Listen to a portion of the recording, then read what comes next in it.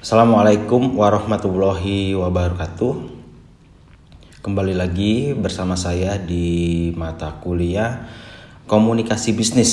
Nah, pada mata kuliah ini atau pada pertemuan ini kita akan membahas penulisan surat dan pelaporan bisnis.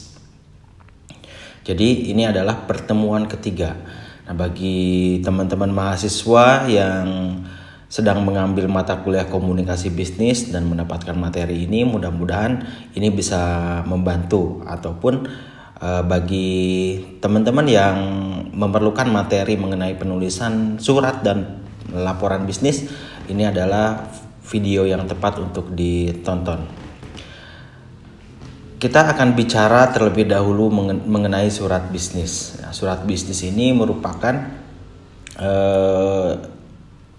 aktivitas pengutaraan maksud dengan menggunakan komunikasi tulis yang digunakan oleh seseorang, lembaga, organisasi, atau institusi.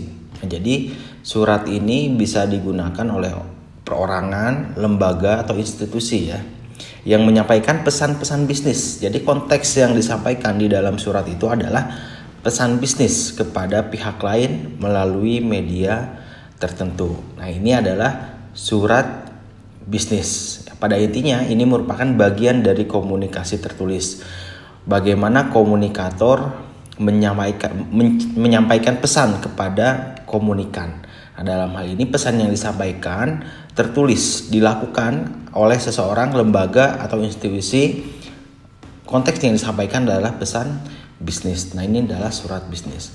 Nah, biasanya kita akan belajar detail mengenai surat bisnis ini di mata kuliah khusus, yaitu korespondensi bisnis.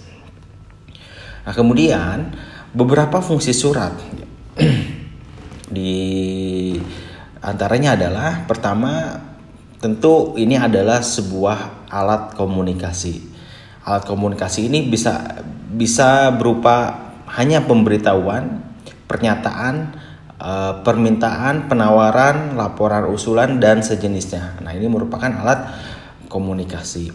Yang kedua, fungsi surat ini merupakan wakil penulis.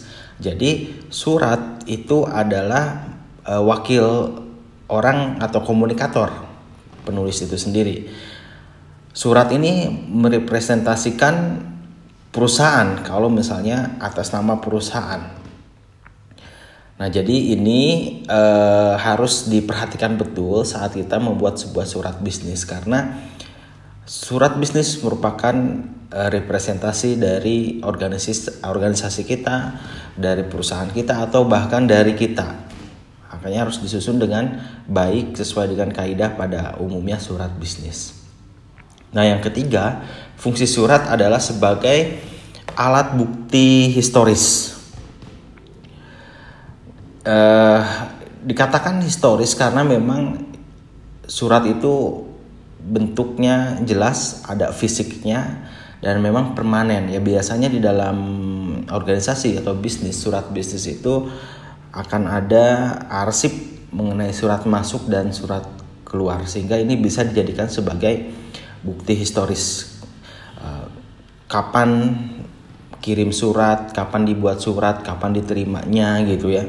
Nah, ini adalah sebagai alat bukti historis. Kemudian yang keempat adalah pedoman pelaksanaan kerja. Nah, biasanya pada surat-surat yang dimaksud ini adalah surat keputusan, surat instruksi, surat edaran, dan sebagainya. Nah, ini adalah fungsi surat. Nah, kemudian ada lagi sebagai alat pengingat, karena memang ini permanen dan ada historisnya seperti yang tadi disebutkan, sehingga fungsi surat ini bisa sebagai alat pengingat juga. Karena memang ini perlu diarsip sewaktu-waktu, kita bisa buka kembali dan kita bisa cek kembali. Alat bukti tertulis ya jelas, karena memang ini tertulis permanen dan memang diarsipkan, sehingga kita bisa katakan surat ini sebagai alat bukti tertulis. Selain itu, misalnya contoh surat perjanjian, surat sewa menyewa, surat jual beli. Berarti ketika kita melihat surat itu, kita bisa tahu, oh, kita pernah melakukan jual beli tanggal sekian bersama ini. Oh, kita sudah pernah menyepakati satu perjanjian tanggal sekian. Nah, ini sebagai alat bukti tertulis. Kemudian alat memperpendek jarak. Jelas ya, surat ini menjadi media hantar informasi yang tidak terhambat oleh jarak. Meskipun jaraknya jauh, tentu ini bisa kita sampaikan maksud atau keinginan kita terhadap pesan-pesan yang ingin disampaikan. Kita bisa sampaikan kepada komunikan. Apalagi di era digital saat ini kita bisa langsung email, meskipun fisiknya belum diterima oleh komunikan atau penerima, tetapi dia bisa menerima secara digital. Nah, ini yang dimaksud sebagai alat memperpendek jarak. Nah, itu adalah fungsi-fungsi surat. Nah, kemudian kita akan masuk kepada jenis-jenis surat. Nah, ini ada berdasarkan tujuannya, berdasarkan pemakaiannya, berdasarkan wujud, berdasarkan penerima, urgensi, dan keamanan. Berdasarkan tujuan, ini kita bisa lihat ada surat pemberitahuan, surat perintah, surat permintaan, dan sebagainya. Kemudian kalau berdasarkan pemakaian bisa berupa surat pribadi. Surat pribadi bisa dikatakan surat bisnis juga, selama memang di dalam surat pribadi itu terdapat pesan-pesan bisnis. Kemudian surat resmi atau dinas dan surat bisnis.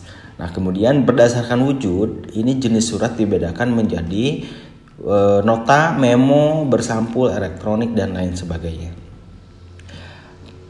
Keamanan, berdasarkan keamanan ini bisa kita lihat jenis surat. Ada surat biasa, ada surat terbatas, surat rahasia. Nah, berdasarkan urgensi terdapat surat biasa, segera atau kilat ya. Kalau berdasarkan penerima ada biasa, ada edaran, ada pengumuman. Nah, ini adalah jenis-jenis surat. Dasarnya seperti ini. Mungkin masih banyak lagi jenis surat yang lain, tapi memang kita bisa kelompokkan secara umum berdasarkan ini semua. Lalu kita akan bicara surat bisnis. Nah, ini surat bisnis, surat yang memang isi pesannya itu mengandung pesan-pesan bisnis ya. Ini beberapa contoh surat bisnis, diantaranya yaitu ada surat permintaan penawaran, surat penawaran, surat permintaan, surat pemesanan, surat klaim, surat penghantar barang, surat perjanjian, surat kuasa, dan lain sebagainya. Ini hanya sebagian saja ya. Biasanya ada proses tertentu. Nah, sebelum ada surat permintaan penawaran, biasanya ada surat perkenalan. Nah, ini memperkenalkan produk yang kita tawarkan, memperkenalkan perusahaan kita bergerak di bidang apa, produk yang kita produksi apa gitu ya. Kemudian dari surat perkenalan itu biasanya kalau misalnya tertarik, mereka akan meminta penawaran. Kemudian seller akan melakukan penawaran kepada calon pembeli.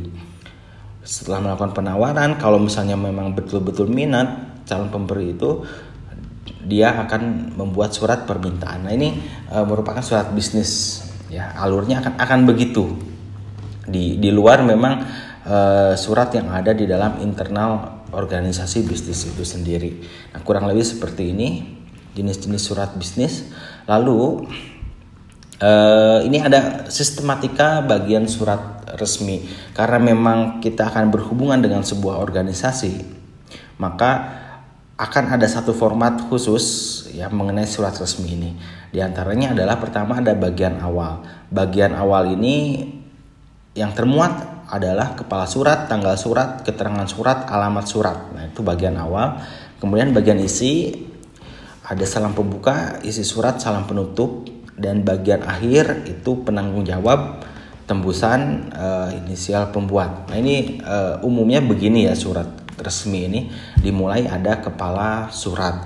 Ini menandakan identitas organisasi kita dalam kepala surat ini. Ini resmi, akan bentuknya seperti ini. Nah, untuk lebih jelasnya kita lihat format surat terlebih dahulu ya. Format surat ini format yang baku yang bisa digunakan oleh kita kalau misalnya dalam perusahaan bisa pilih salah satu format surat yang dipakai. Nah, ada block style, full block style, ada semi block style, ada indented, kemudian ada hanging. Nah, ada 5 bentuk surat atau format surat, dan ini baku, perusahaan bisa ambil salah satu format tergantung kebijakan dari perusahaan itu sendiri. Nah, ini adalah contoh full block style. Ini yang dimaksud surat ini seperti ini, surat resmi, ada kepala surat atau kop surat, kemudian ada tanggal. Ini kop surat, ini tanggal, nomor 2, kemudian nomor 3 nomor surat. Nah, biasakan selalu ada nomor surat dalam surat resmi. Kemudian ada lampiran, ada hal, surat yang ditujukan, salam pembuka. Nah, kemudian masuk ke isinya, bisa dilihat keterangannya ini. Dan kemudian bagian penutup ada salam penutup, nama jabatan, tanda tangan, nama yang menandatangani, nomor 12 ini. Kemudian ada tembusan, kemudian lampiran atau inisial. Nah, ini format ini semua bagian di sini ada di bagian kiri, rata kiri semua. Ya, jadi semuanya ada di kiri. Nah, ini full block style. Jadi nggak ada yang di kanan. Nah, ini bentuk full block style. Kalau susunan sistematika seperti ini udah pasti begini. Namun formatnya ini akan beda-beda. Kita bisa gunakan format full block style, atau kita pakai block style, atau yang sering disebut modified block style. Nah, bedanya dengan full block style, untuk tanggal ini ada di bagian sebelah kanan. Tanggal ada di bagian sebelah kanan, kemudian salam penutup sebelah kanan, nomor 10, 11, 12, nama yang menandatangani ada di sebelah kanan. Nah, kalau full block style itu semuanya di kiri. Nah, kalau block style bagian-bagian tertentu diantaranya tanggal surat, tanda tangan itu ada di sebelah kanan. Nah, ini adalah bentuk block style. Lalu ada indented style, bentuk lekuk. Nah, bedanya dengan dengan block style ini adalah ada paragraf yang menjorok ke dalam. Nah, setiap paragraf menjorok ke dalam, dan susunan alamat ini akan begini, menjorok ke dalam semua. Sisanya sama dengan block style. Ini di kanan nomor 2, nomor 9, nomor 10, 11, 12. Yang membedakan adalah di alamat ini, alamat yang dituju, dan paragraf ini menjorok ke dalam. Ini adalah bentuk indented style. Kemudian ada lagi hanging style. Ini sama dengan block style, namun paragrafnya menggantung, hanging, menjorok keluar. Setiap paragraf ini menjorok keluar. Nah, itu hanging paragraf. Nah, itu semua adalah format surat yang baku dan bisa dipakai. Biasanya perusahaan sudah mempunyai format sendiri, memilih antara format-format yang tadi dijelaskan. Nah, itu adalah format surat. Nah, kemudian kita akan bicara mengenai laporan bisnis. Nah, laporan bisnis ini merupakan dokumen ya yang dirancang untuk merekam dan menyampaikan informasi kepada pembaca. Dalam hal ini, kalau kita membuat laporan, tentu komunikasinya itu akan horizontal ke atas. Biasanya kita membuat laporan, mewajibkan laporan kepada atasan kita. Jadi komunikasinya ke atas secara horizontal. Laporan bisnis, misalnya kalau kita posisi staff, kita akan laporan kepada manajer kita. Kalau posisi kita manajer, biasanya kita akan laporan kepada direktur kita gitu ya. Nah, itu laporan bisnis, dokumen yang dirancang untuk merekam dan menyampaikan informasi. Tentu di laporan bisnis ini akan menyajikan informasi berkaitan dengan suatu peristiwa, perkembangan aksi, atau beberapa aktivitas bisnis. Nah, jadi aktivitas-aktivitas bisnis ini harus direkam, harus dicatat. yang akan disampaikan kepada atasan kita, hasilnya seperti apa, perkembangan bisnis kita bagaimana, target-target yang sudah ditentukan kita laporkan, pencapaiannya seperti apa. Nah, itu laporan bisnis. Nah, selanjutnya laporan bisnis ini lebih baik disampaikan secara tertulis. Memang bisa aja laporan bisnis kita sampaikan secara lisan, namun itu masuk kepada hal yang tidak formal atau kurang resmi. Nah, setiap laporan itu harus tercatat dan disampaikan tertulis. Kenapa harus tertulis? Karena memang laporan tertulis ini bersifat permanen, ya, sebagai arsip dari organisasi kita. Kemudian dalam laporan tertulis tentu kita akan dituntut untuk membuat satu laporan yang akurat dan tepat. Nah, laporan tertulis kita bisa rujuk kapan saja karena memang ada bukti tertulis itu, ya, dan arsip dari laporan-laporan yang disampaikan. Dan dalam laporan tertulis ini cenderung distorsi akan terkurangi. Ya, sekali tidak paham mungkin bisa dibaca lagi sampai paham isi laporan tersebut. Beda dengan lisan. Kalau lisan biasanya lebih kepada tidak formal laporannya, namun bisa saja kita laporan secara lisan, tapi memang akan disampaikan secara resmi mengenai laporan tertulisnya. Nah, ini kenapa memang laporan ini harus berbentuk tertulis. Nah, kemudian yang perlu diperhatikan dan dipahami dalam laporan bisnis adalah pertama memahami tujuannya. Tujuan laporannya itu apa? Apakah laporan pencapaian target, laporan kegiatan, atau laporan memang kejadian, atau memang laporan hasil dari penelitian atau development, ya, research and development dan lain sebagainya. Kita harus pahami dulu tujuan laporannya apa. Kemudian siapa pembaca kita? Apakah memang hanya atasan kita atau kita akan sampaikan kepada pihak eksternal lain, misalnya pemerintah dan lain sebagainya. Kemudian pesan utamanya apa? Lalu bagaimana format dan struktur penulisannya? Ini hal yang perlu diketahui saat membuat sebuah laporan bisnis. Nah, selanjutnya sebetulnya tujuan dari laporan bisnis adalah sebagai alat untuk pengambilan keputusan manajerial. Nah, keputusan ini dibuat berdasarkan laporan yang kita sampaikan, sehingga akan ada aksi berikut atau langkah apa yang harus dilakukan berdasarkan laporan yang kita sampaikan. Kalau misalnya laporan kita melaporkan adanya penurunan penjualan, contoh, laporan itu akan dijadikan sebagai alat pengambilan keputusan untuk langkah berikutnya harus bagaimana berdasarkan laporan itu.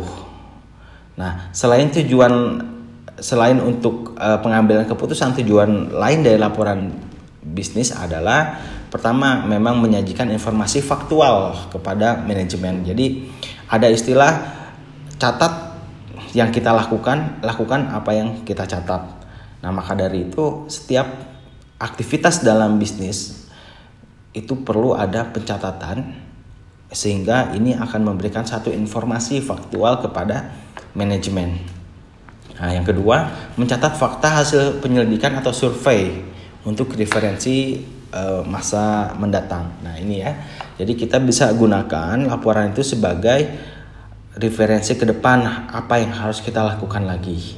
Lalu yang ketiga, laporan ini dapat memberikan informasi yang berguna kepada pemegang saham, pelanggan, kreditur, dan masyarakat umum. Jadi kepada pemangku kepentingan kita bisa berikan informasi. Apalagi kalau misalnya perusahaan kita ini mempunyai kewajiban untuk publish sebuah laporan. Selain itu kepada pemerintah juga biasanya diperlukan. Contoh kalau kita ingin membayar pajak, tentu harus kita sertakan juga laporan keuangan dan lain sebagainya, ya. Ini memberikan informasi yang berguna. Lalu yang keempat, sebagai rekomendasi untuk pengguna masa yang akan datang. Nah, biasanya karena memang berkaitan dengan pengambilan keputusan, jadi laporan-laporan ini bisa digunakan untuk rekomendasi langkah berikutnya yang harus dilakukan apa dalam pengelolaan bisnis. Nah, ini adalah tujuan laporan bisnis. Nah, jenis-jenis laporan bisnis. Nah, ini ada beberapa jenis. Kita kelompokkan pertama berdasarkan aspek legal atau formalnya. Kemudian yang kedua dikelompokkan berdasarkan frekuensi masalahnya. Kalau dilihat dari aspek legalnya, ada laporan informal, ada laporan formal. Biasanya laporan informal ini tidak perlu sesuai dengan struktur yang sudah dibakukan oleh perusahaan. Beda dengan laporan formal, ini memang harus terstruktur sesuai format yang memang dibakukan oleh perusahaan. Nah, kemudian ini berdasarkan frekuensi masalah. Laporan ini ada laporan berkala atau rutin, kemudian ada laporan khusus. Nah, laporan berkala misalnya kita melakukan laporan setiap hari, setiap akhir hari kita lakukan laporan. Kemudian bisa jadi mingguan, setiap minggu kita buat sebuah laporan mingguan, atau bulanan kita membuat sebuah laporan bulanan. Kemudian misalnya per semester, tahunan. Nah, ini laporan rutin atau berkala. Kalau laporan khusus ini memang tidak berdasarkan itu ya, tidak berdasarkan waktu, tidak rutin. Kalau misalnya ada event-event khusus, kejadian-kejadian khusus, ya kita membuat sebuah laporan. Nah, ini adalah jenis laporan bisnis. Nah, selanjutnya dalam laporan bisnis ini ada 10 unsur laporan yang harus 10 unsur yang memang harus tercantum pada laporan bisnis menurut Victoria Business School. Memang setiap perusahaan ini pasti sudah mempunyai format laporan baku. Jadi kita tinggal mengikuti saja. Format bakunya sudah ada. Namun menurut Victoria Business School setidaknya ada 10 unsur di sini. Pertama memang ada cover. Ini unsurnya terdiri dari judul dan gambar. Kemudian ada title fly, hanya judul saja, ada lembaran itu ya. Kemudian halaman judul, tabel konten, daftar isi. Biasanya seperti itu. Ada abstraksi. Ini abstraksi ini semacam ringkasan eksekutif yang membantu pembaca memahami tujuan, kesimpulan, dan rekomendasi dari isi laporan. Lalu ada pembukaan ya, body, kesimpulan. Selanjutnya ada referensi dan lampiran, bahan-bahan pendukung terkait. Nah, setidaknya memang ada 10 unsur ini dalam laporan bisnis. Namun setiap organisasi bisnis pasti sudah mempunyai bentuk laporan baku yang harus diikuti oleh sumber daya manusia yang ada di dalamnya. Nah, itu saja yang bisa disampaikan. Nah, lalu untuk video berikutnya akan membahas tentang presentasi bisnis. Setelah presentasi bisnis, kita akan langsung praktekkan melalui presentasi-presentasi yang dilakukan oleh mahasiswa. Terima kasih. Assalamualaikum warahmatullahi wabarakatuh.